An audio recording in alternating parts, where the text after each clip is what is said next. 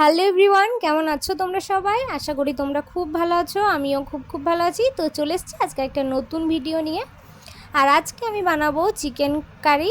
তার জন্য এখানে প্রথমে আমি চিকেনটা ধুয়ে নিয়েছি।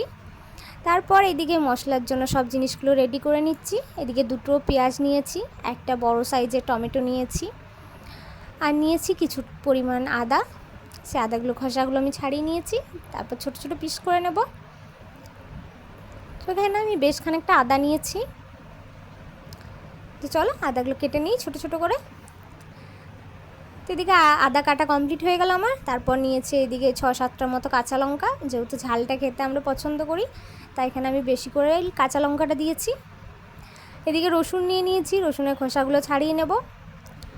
তো সব মশলা আমার রেডি হয়ে গেছে। তো এগুলোর মধ্যে দিয়ে দেবো আমি 1 ঢাকনা জিরে, একটু ধনে।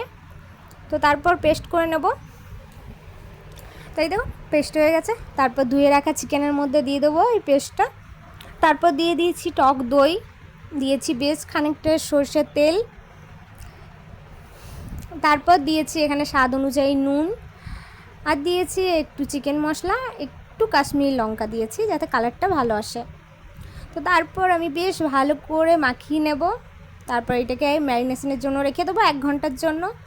তো চিকেনে আজকে আমি আলু দেবো, তাই এখানে আলুগুলো নিয়ে নিয়েছি। আলুগুলোর খোসাগুলো ছাড়িয়ে নেব।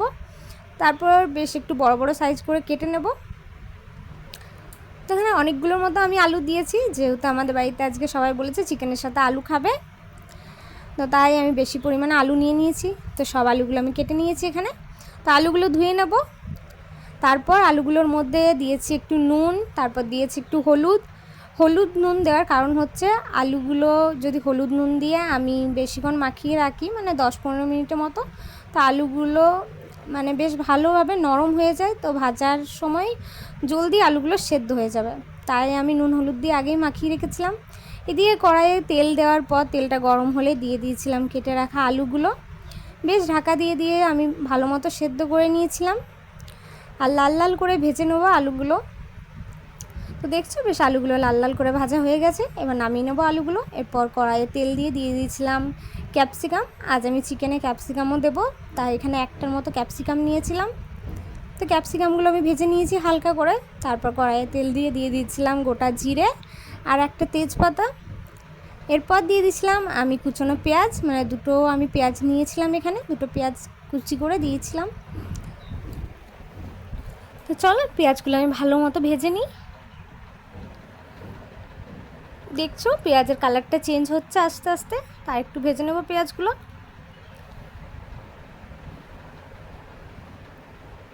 তো এখানে পেঁয়াজগুলো ভাজা হয়ে গেছে মোটামুটি। তারপর দিয়ে দেবো ম্যারিনেশন করে রাখা চিকেনটা দেওয়ার পর আমি ভালো মতো কষিয়ে নেবো চিকেনটাকে যতক্ষণ না চিকেন থেকে তেলটা ছেড়ে যায়। তারপর দিয়ে দিয়েছি আমি হলুদ আর দিয়েছি নুন। তখন আমি ম্যারিনেশনের সময় নুন বেশি দিইনি, একটু দিয়েছিলাম, তাই আরেকবার নুনটা আমি দিয়ে দিলাম।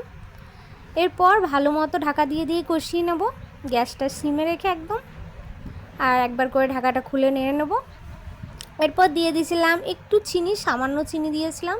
তারপর দিয়ে দিয়েছিলাম কেটে রাখা আলু আর ক্যাপসিকাম আলুটা চিকেনের সাথে ভালো মতো মিক্স করে নেব। তারপর এদিকে জল দিয়ে আমি ঢাকা হতে দিয়ে দিয়েছিলাম। দেখছো চিকেন থেকে তেল ছেড়ে গেছে বেশ ভালো মতো। তো ভালো মতো সেদ্ধ হয়ে এসছে। এরপর দিয়ে দেবো আমি গরম মশলা গুঁড়ি করে রেখেছিলাম আমি, সেগুলোই দিয়ে দিয়েছি।